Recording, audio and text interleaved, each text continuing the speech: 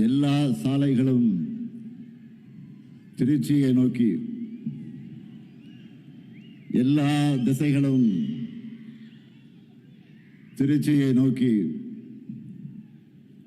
எல்லா மக்களும் திருச்சியை நோக்கி. இங்க பாருங்க, திரும்புற திசையெல்லாம் கருப்பு சிவப்பு.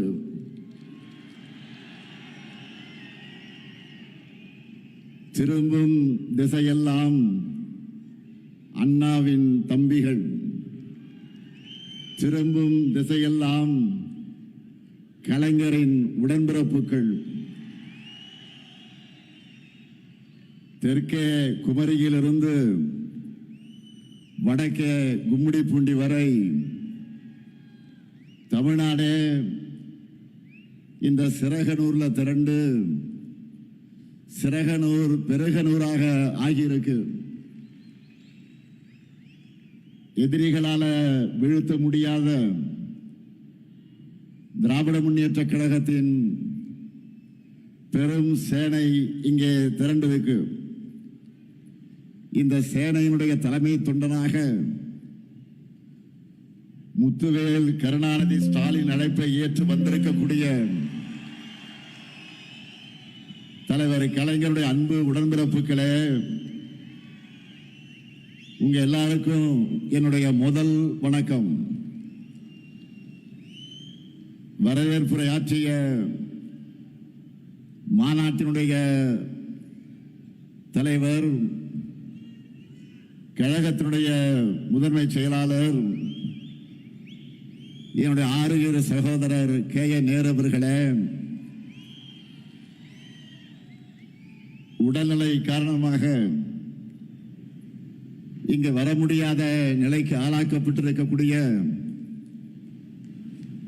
ஆனால் அதே நேரத்தில் தொலைக்காட்சியில இந்த மாநாட்டை பார்த்து கொண்டிருக்கக்கூடிய கழகத்தினுடைய பொதுச் செயலாளர் என்னுடைய ஆரியர் அண்ணன் துரைமுருகன் அவர்களே, கழக பொருளாளர் அருமை சகோதரர் டி.ஆர். பாலு அவர்களே, கழகத்தினுடைய துணை பொதுச் செயலாளர்கள் ஐ. பெரியசாமி அவர்களே,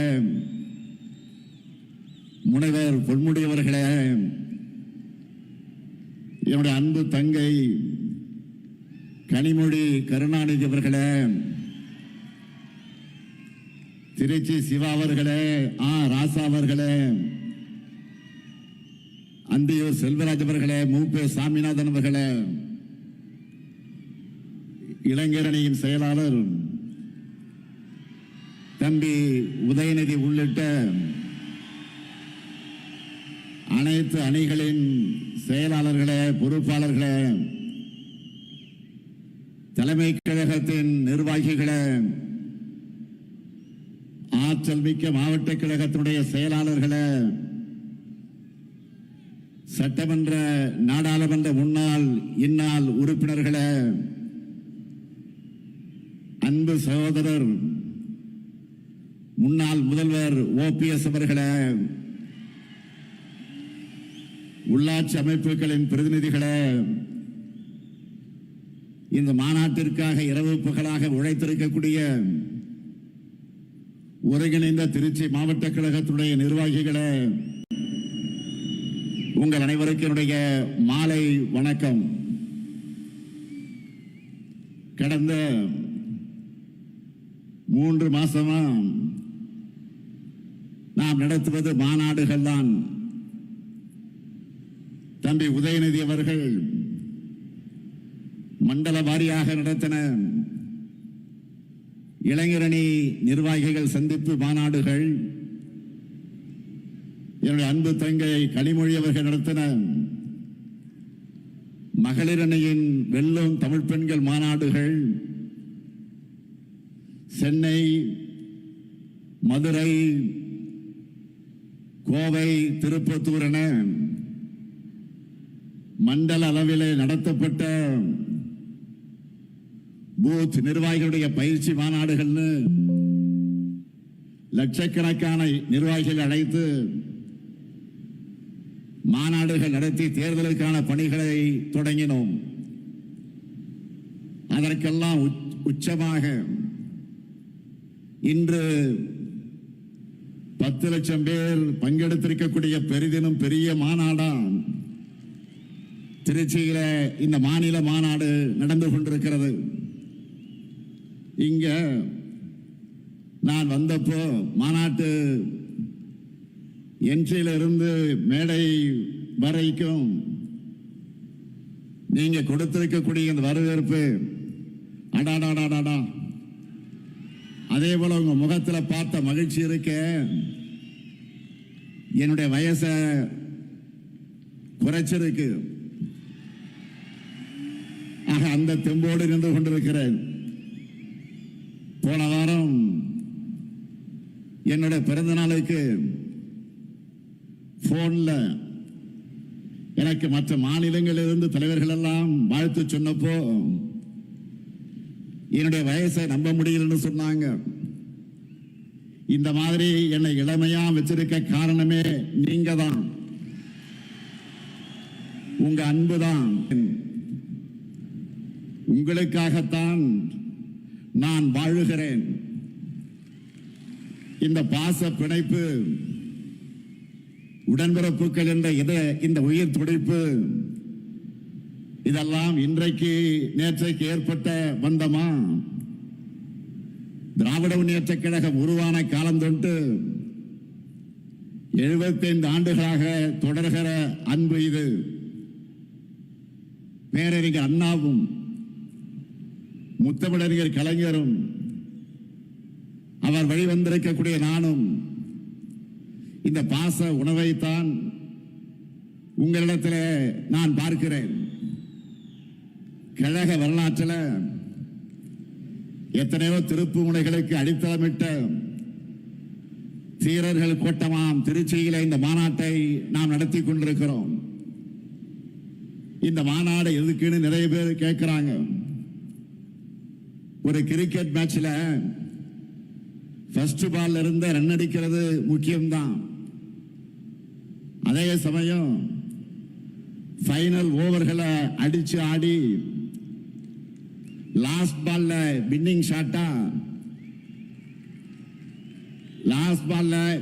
ஷாட்டா சிக்ஸர் அடிச்சு ஜெயிக்கிறது என்பது கிராண்ட் பினிஷிங்காக இருக்கும். அப்படிப்பட்ட வெற்றியை 2026 நாம் பெறுவதற்காகத்தான் இந்த மாநாடு.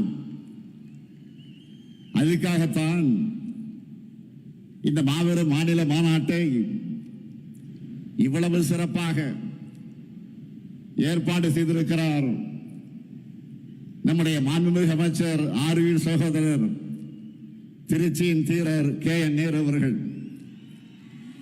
முதல்ல அவருக்கு தலைவராக என்னுடைய சார்பிலும், மேடையில் இருக்கக்கூடிய தலைமை கழகத்தின் நிர்வாகிகள் சார்பிலும், என் எதிரில் இருக்கக்கூடிய அனைவரின் சார்பிலும் நம்முடைய பாராட்டுக்கள், வாழ்த்துக்கள். நம்ம நேருகிட்ட மாநாடுன்னு சொல்லிட்டாலே போதும், அவருக்குள்ள ஒரு புதிய எனர்ஜி வந்துடும். நாம நினைக்கிறதை விட எப்போ பிரம்மாண்டமாக பண்ணுவதுதான் நேருவுடைய ஸ்டைல். அதனால்தான் நான் எப்பவும் சொல்றது, மாநாடு நான் நேரு, நேரு நான் மாநாடு. இப்ப கூட பாருங்க, 200 ஏக்கர் இடத்தை தேர்ந்தெடுத்து 200 இடங்கள்ல வெள்ளணும், 200 ஏக்கர் இடத்தை தேர்ந்தெடுத்து 200 இடங்கள்ல வெல்லணும்னு குறிப்பான தொண்டர்களுக்கு சொல்லிட்டாரு. நமக்கான கிரவுண்ட ரெடி பண்ணி கொடுத்துட்டாரு. இனிமே நாம தொடர்ந்து நாம அடிச்சு ஆடணும். இந்த மாபெரும் மாநாட்டுக்காக அயராது உழைத்திருக்கக்கூடிய அவருக்கும், அவருக்கு துணை நின்ற ஒருங்கிணைந்த திருச்சி மாவட்ட நிர்வாகிகளுக்கும் என்னுடைய பாராட்டுக்கள், வாழ்த்துக்கள்.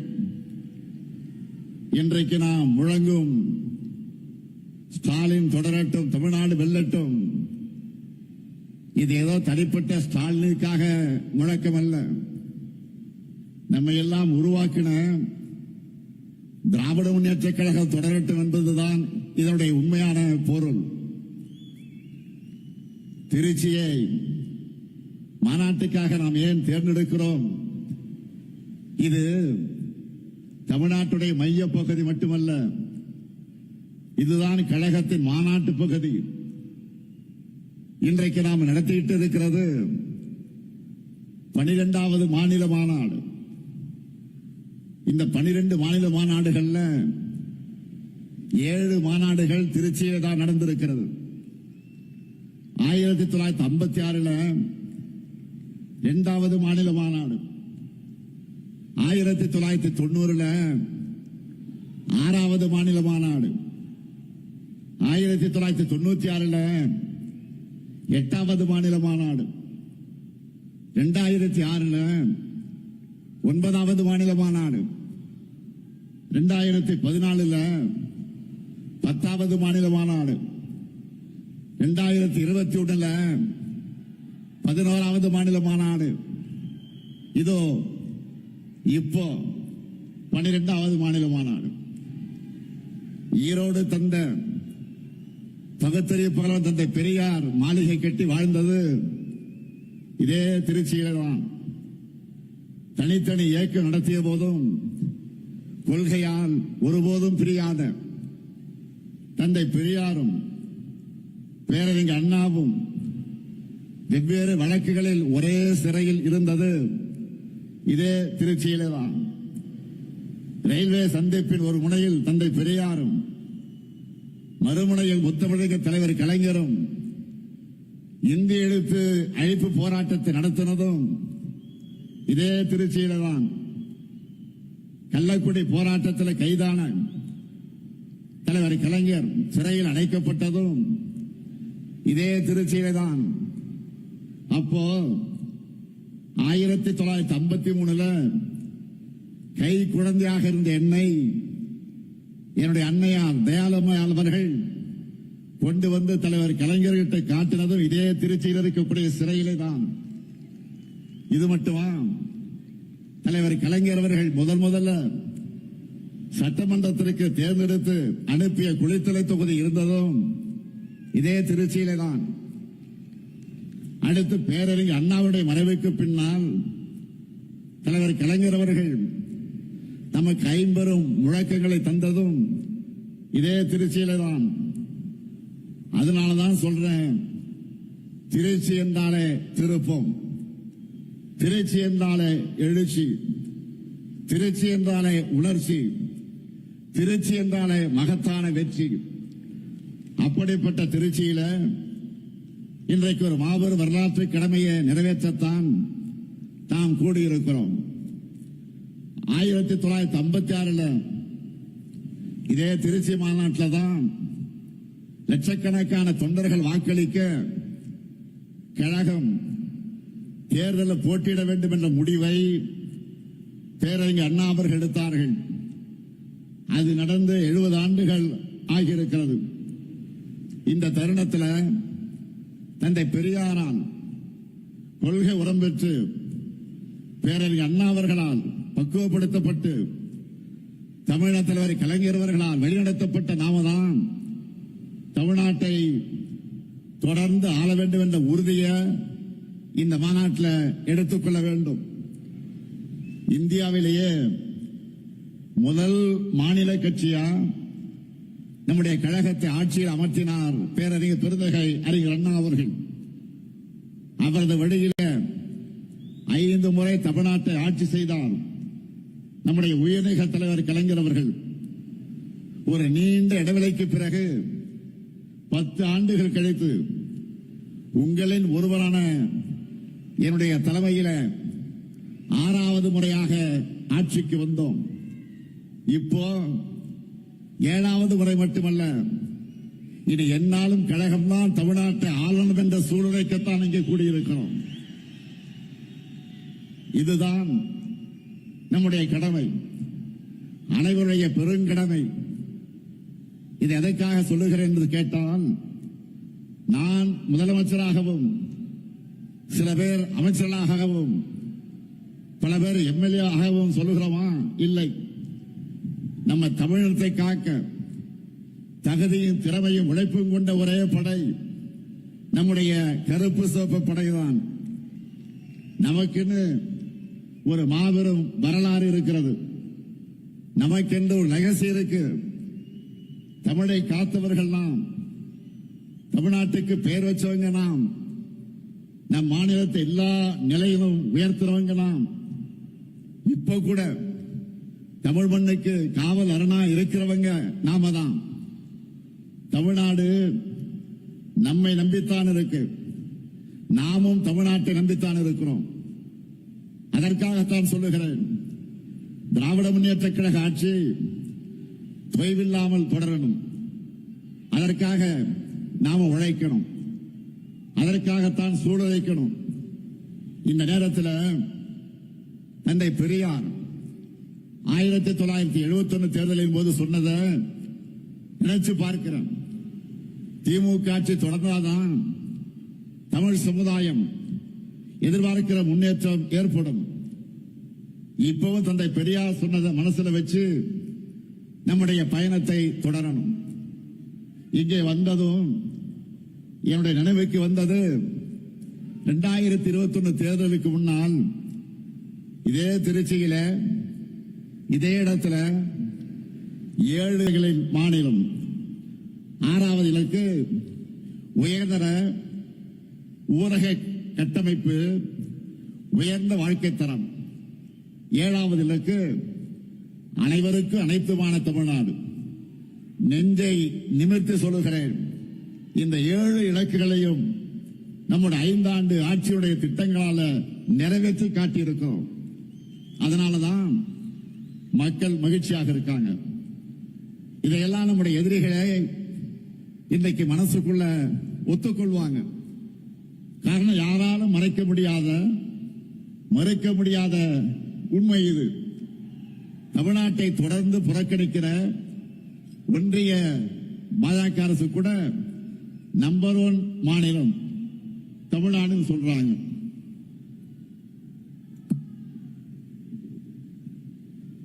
உலக பத்திரிகைகளை சூப்பர் ஸ்டார் ஸ்டேட் தமிழ்நாடுன்னு பாராட்டுறாங்க.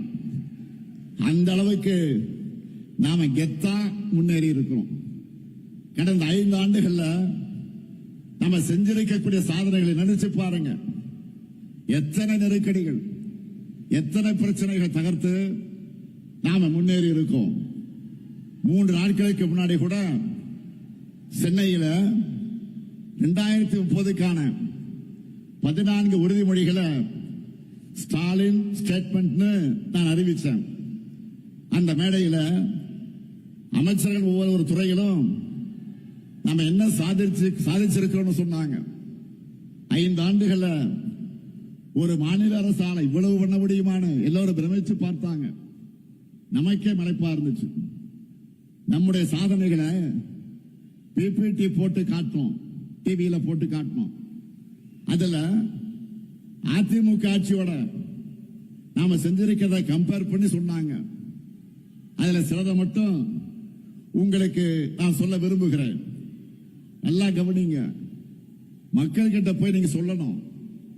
கடந்த 2011 2016 2021 அதிமுக ஆட்சியில தொழில் முதலீட்டுக்காக போடப்பட்ட புரிந்துணர்வு ஒப்பந்தங்கள் எவ்வளவு தெரியுமா?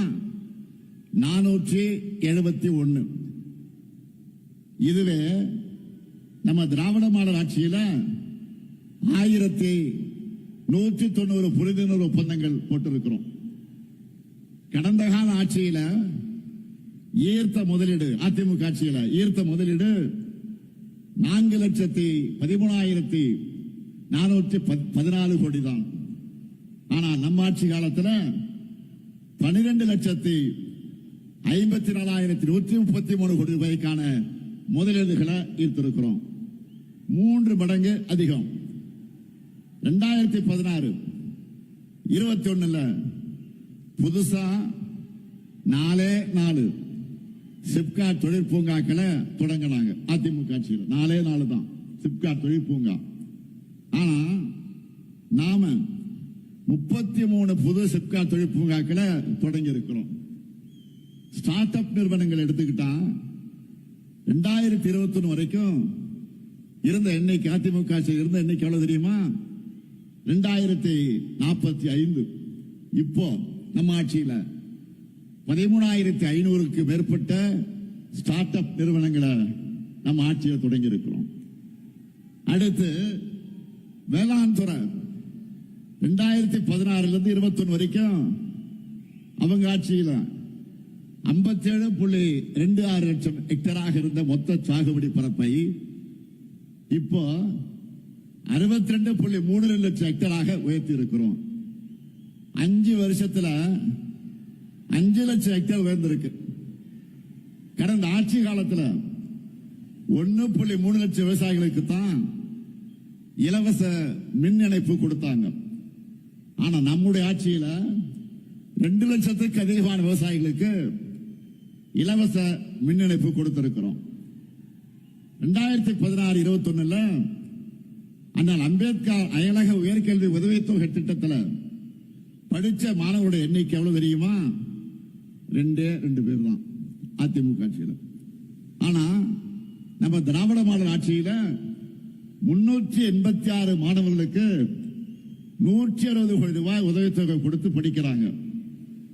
அதே போல ஆதிதிராவிட மகளிருக்காக நன்னிலம் நிலவுடைமை திட்டத்தில் அதிமுக ஆட்சியில பயனடைந்த பெண்கள் எவ்வளவு தெரியுமா? 40 பேர் தான். 40 லட்சம் ரூபாய் கொடுத்தாங்க. அதுவே நம்ம திராவிட மாடல் ஆட்சியில 1026 பெண்களுக்கு சுமார் 50 கோடி ரூபாய் வழங்கி இருக்கிறோம். எவ்வளவு பெரிய வித்தியாசம்! அடுத்து ஸ்போர்ட்ஸ்ல, விளையாட்டுத்துறை ஸ்போர்ட்ஸ்ல நம்ம இளைஞர்கள் இன்னைக்கு எப்படியெல்லாம் சாதிக்கிறாங்க. அதுக்கு காரணம் என்ன?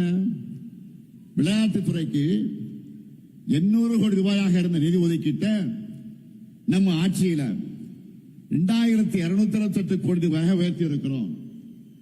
அது மட்டுமல்ல, 2016-21 வேலை வாய்ப்பு வழங்கப்பட்ட விளையாட்டு வீரர்கள் எத்தனை பேர் தெரியுமா? 3 பேர் தான்.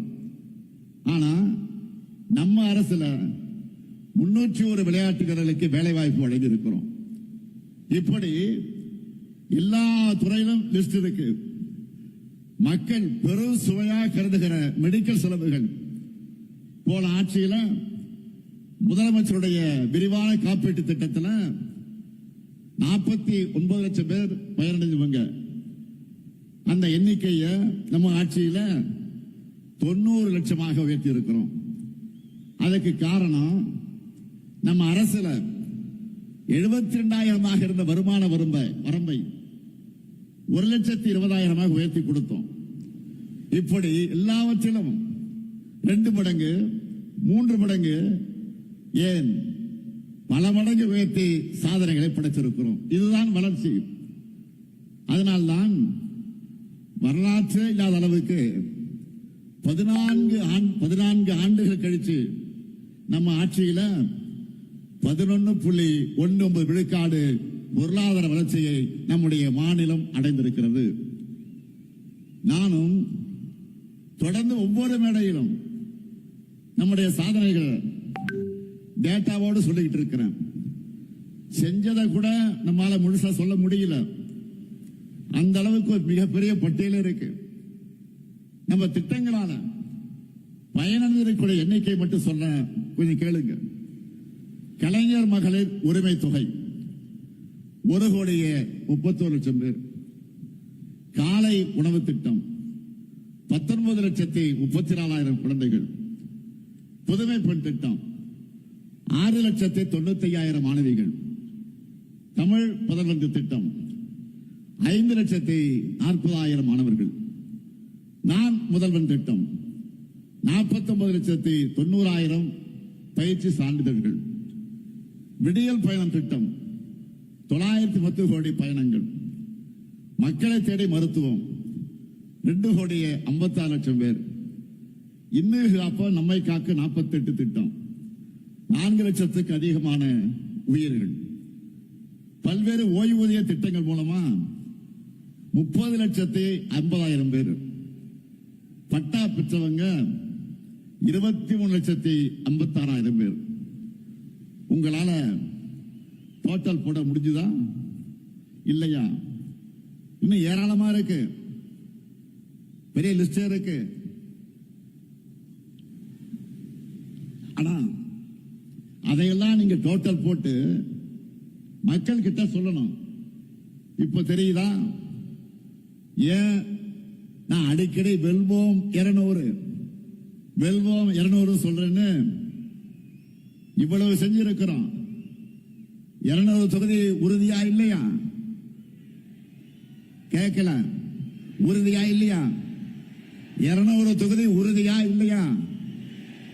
மகிழ்ச்சி. நீங்க பிரச்சாரத்துக்கு போறப்போ மக்கள் யாரை கேட்டீங்கனாலும் அவங்க நம்ம அரசோட திட்டங்கள்ல பயனடைந்து கூடியவங்க இருப்பாங்க. நம்ம அரசின் திட்டங்களோட பயனாளிகள் வாக்களிச்சாலே போதும். நாம தான் முழு வெற்றி அடைவோம். கவலைப்படாதீங்க. அதான் இப்படி சொன்ன புரியுதா உங்களுக்கு? அதை உறுதி செய்ய வேண்டியதுதான் உங்களுடைய பணி. இதே திருச்சி சிறகனூர்ல 5 ஆண்டுகளுக்கு முன்னாடி நான் சொன்ன வாக்குறுதிகளை நிறைவேற்றி காட்டிட்டு இன்றைக்கு மக்கள் முன்னாடி தெம்பா நம்பிக்கையா நிக்கிறேன். அடுத்து விரைவில் விரிவான தேர்தல் அறிக்கை தங்கை கனிமொழி தலைமையில தயாராகி கொண்டிருக்கிறது. விரைவில் அது வெளியிட போறோம். சமீபமா கவனிச்சீங்களா? மற்ற அரசியல் கட்சிகள் எல்லாம் இதை இன்ஸ்டால்மெண்ட்ல தேர்தல் அறிக்கையை வெளியிட்டு இருக்காங்க. அதுல என்ன அறிவிக்கிறாங்க? நம்முடைய திராவிட மாடல் சார்பில் நாம் நிறைவேற்றி கொண்டிருக்கக்கூடிய திட்டங்களை டாப் அப் பண்ணி அப்படியே காப்பி எடுத்து அறிவிக்கிறாங்க. அவ்வளவுதான். ஏன்னா அவங்களுக்கும் வேற வழி இல்லை. நம்ம ஆட்சியில நிறைவேற்றக்கூடிய திட்டங்களை இனி யாராலும் மாற்ற முடியாது, எவராலும் நிறுத்த முடியாது. யோசிச்சு பாருங்க. நாம வழங்குகிற மகளிர் உரிமை தொகையை யாராலும் நிறுத்த முடியுமா? முடியவே முடியாது. அப்படி அவங்க நினைச்சால அவங்க வீட்டு பெண்களை அவங்களுக்கு கட்சிக்கு ஓட்டு போட மாட்டாங்க, வீட்டை விட்டு வெளில அனுப்பிச்சிடுவாங்க. அதனாலதான் இப்ப அதிகப்படுத்தி அறிவிக்கிறாங்க.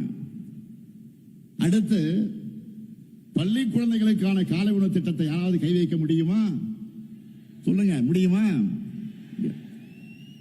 அந்த குழந்தைகளை பட்டினி போட்டா தமிழ்நாட்டு மக்கள் அவங்க சும்மா விட மாட்டாங்க.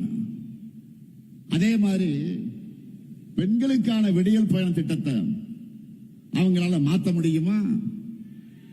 முடியாது. இன்னும் இருக்கு. உயர்கல்விக்கு உறுதுணையா இருக்கிற புதுமை பெண் திட்டம், தமிழ் புதலன் திட்டம், நான் முதலன் திட்டம், இதையெல்லாம் தடுக்கவோ நிறுத்தவோ எந்த கட்சியாவது யோசிக்க முடியுமா? முடியாது. அது மட்டுமல்ல, முதியவர்களுக்கு வீடு தேடி ரேஷன் தரக்கூடிய தாயுமானவர் திட்டம், வீடு தேடி மருத்துவம் தரக்கூடிய மக்களை தேடி மருத்துவம் திட்டம், இதையெல்லாம் தொடர மாட்டோம் எந்த கட்சியாவது வாய் திறக்க முடியுமா? முடியுமா? சொல்லுங்க. இப்படி எவராலும் மாற்ற முடியாத திட்டங்கள் தான் இந்த முத்துவேல் கருணாநிதி ஸ்டாலினுடைய திட்டங்கள். அவங்களுக்கு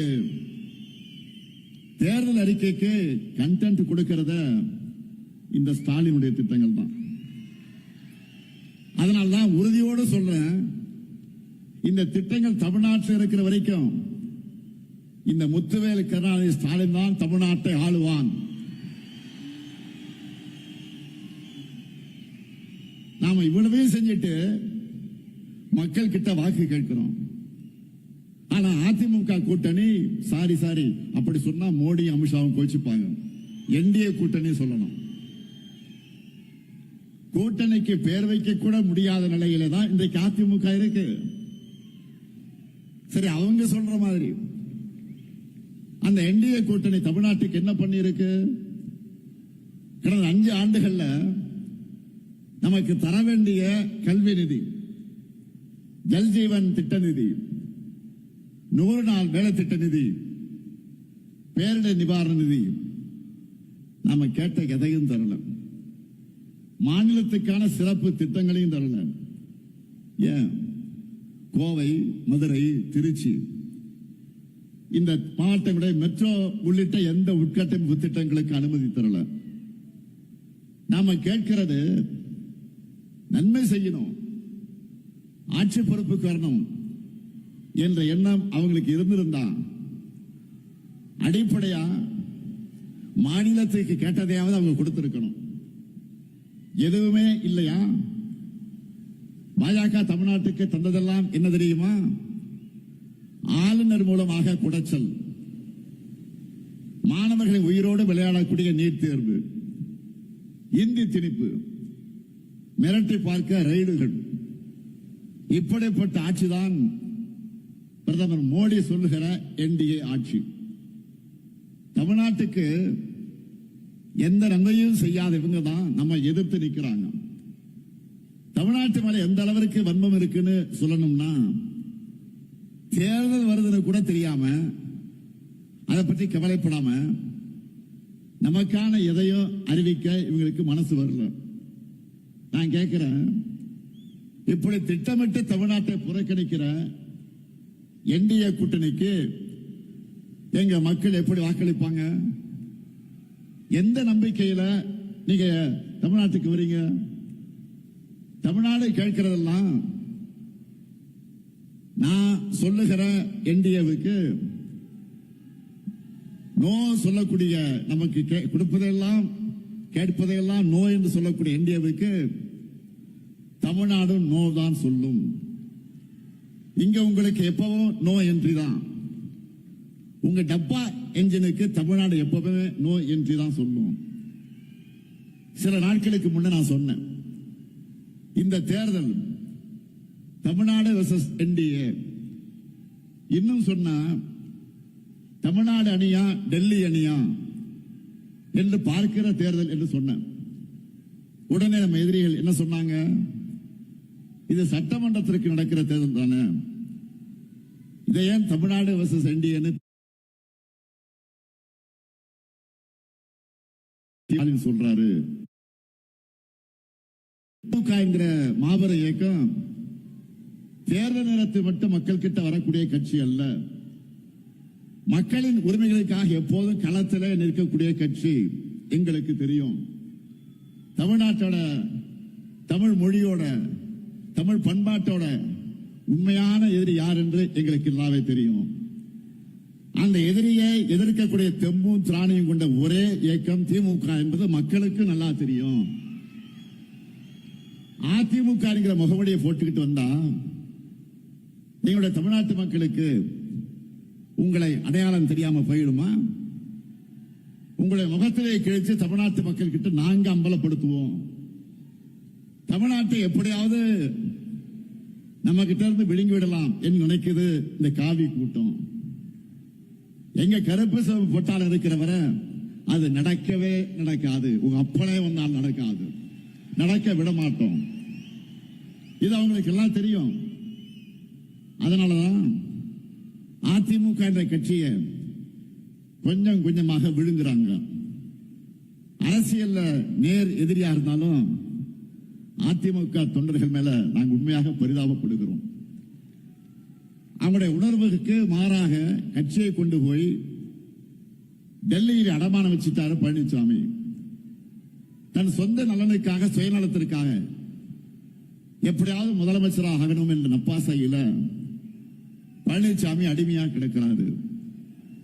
அவரை வச்சு ஒட்டுமொத்த அதிமுகவை அழிக்கிற வேலையை பாஜக செஞ்சுக்கிட்டு இருக்கு. இப்ப கூட பீகார்ல என்ன நடக்குது நாடே பார்க்குத. பீகார் மாநிலத்தில் இதுவரை பாஜக முதலமைச்சர் இருந்ததே கிடையாது.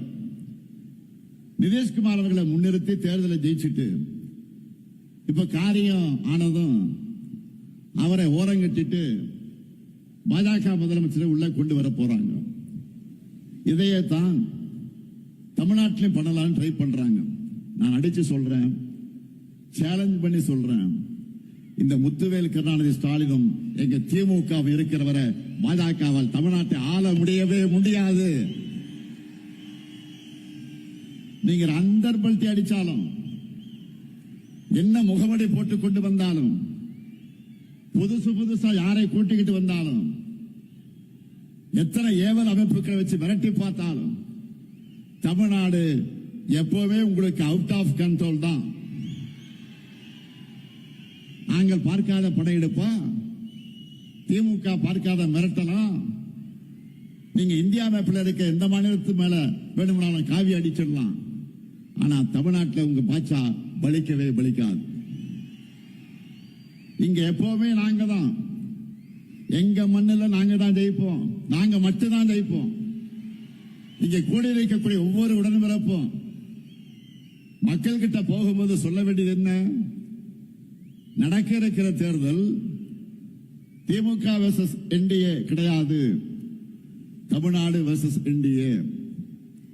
இன்னும் எளிமையா சொல்லணும்னா, வெல்ல போவது தமிழ்நாடு அணியா டெல்லி அணியா என்பதுதான் 2026 தேர்தல். இதுல தமிழ்நாடு அணி வெற்றி பெறணும்னா திமுக தலைமையிலான மதச்சார்பற்ற முற்போக்கு கூட்டணி தான் வெற்றி பெறணும். உங்க வாக்குகளை திமுகவுக்கும் கூட்டணி கட்சிகளுக்கும் போடுங்கன்னு கேளுங்க. இதுதான் நீங்க அடுத்த 2 மாசத்துக்கு இடைவிடாம மக்கள்கிட்ட பரப்ப வேண்டிய மெசேஜ். அதேபோல இங்க வந்திருக்கக்கூடிய உடன்பிறப்புகளுக்கு நான் வைக்கிற இன்னொரு வேண்டுகோள் என்பது, உதயசூரியன் சின்ன வெற்றி பெற நீங்கள் ஒவ்வொருத்தரும் எந்த அளவுக்கு உழைக்கிறீங்களோ அந்த உழைப்பை நம்ம கூட்டணி கட்சியின் சின்னங்களின் வெற்றிக்கும் கொடுக்கணும். ஏன்னா நம்முடைய சாதனைகள் கொள்கையில் மட்டும் நம்மளுடைய பலம் அல்ல, 4வது பொதுத் தேர்தலை இணைஞ்சு சந்திக்கிற கூட்டணியும் நம்முடைய பெரிய பலம் தான். மட்டும் நாம கூட்டணி வைக்கல, கொள்கையின் அடிப்படையில் கொள்கை தோழர்களான கூட்டணி கட்சி அந்த வேட்பாளருக்கு நீங்க களத்தில் கடுமையா உழைக்கணும் என்று நான் கேட்டுக் கொள்கிறேன். மக்களை போய் சந்திக்கிற நீங்க இன்னொரு விஷயத்தையும் சொல்லுங்க. தமிழ்நாட்டில் இதுவரை பேரறிஞர் அண்ணா, முத்தமிழறிஞர் கலைஞர், மக்கள் தலைவர் எம்ஜிஆர், அம்மையார் ஜெயலலிதா ஆகியோர் முதலமைச்சராகணும் என ஓட்டு போட்டு மக்கள் தேர்ந்தெடுத்தாங்க. நல்லா கவனிங்க, மறுபடியும் சொல்றேன். பேரறிஞர் அண்ணா, முத்தமிழறிஞர் கலைஞர், மக்கள் தலைவர் எம்ஜிஆர், அம்மையார் ஜெயலலிதா ஆகியோர் முதலமைச்சர் ஆகணும் என ஓட்டு போட்டு தேர்ந்தெடுத்தீங்க. அவங்களுக்கு பிறகு நீங்க ஓட்டு போட்டு ஜெயிக்க வச்சது இந்த ஸ்டாலினை தான்.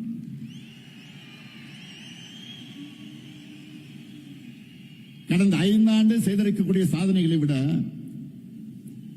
அடுத்த 5 ஆண்டுகள் இன்னும் தமிழ்நாட்டுக்கு அதிக சாதனைகளை செய்வார் எங்க தலைவர். தைரியமா சொல்லுங்க மக்களிடத்துல. தமிழ்நாட்டை தொடர்ந்து நம்பர் 1 மாநிலமாக்க எங்க தலைவருக்கு ஆதரவு கொடுங்க, நம்பிக்கையோடு வீடு போய் சொல்லுங்க. நம்மால பயனடைஞ்சவங்க நிச்சயம் உங்களை வரவேற்பாங்க. இந்த ஸ்டாலின் தலைமையிலான திராவிட மாடல் ஆட்சி தான் சொன்னதை செய்யும், சொல்லாததையும் செய்யும் என்பது மக்களுக்கு நல்லா தெரியும். அதனால தேர்தலுக்காக உழைக்க நான் ரெடி, நீங்க ரெடியா? நம் மண் மொழி மக்களை காக்க நான் ரெடி, நீங்க ரெடியா? திராவிட மாடல் 2.0க்கு நான் ரெடி, நீங்க ரெடியா? நம்முடைய வெற்றி கழகத்தோட வெற்றி மட்டுமல்ல, ஒட்டுமொத்த தமிழ்நாட்டின் வெற்றி. அதை உணர்ந்து உழைக்கணும். 7வது முறையும் நாம தான், இனி எப்போது நாம தான். திருச்சியின் எழுச்சி தமிழ்நாடு எங்கும் பரவட்டும், திராவிட மாடல் நல்லாட்சி தொடரட்டும். மீண்டும் மீண்டும் வெல்வோம், வெல்வோம் ஒன்றாக. நன்றி, வணக்கம்.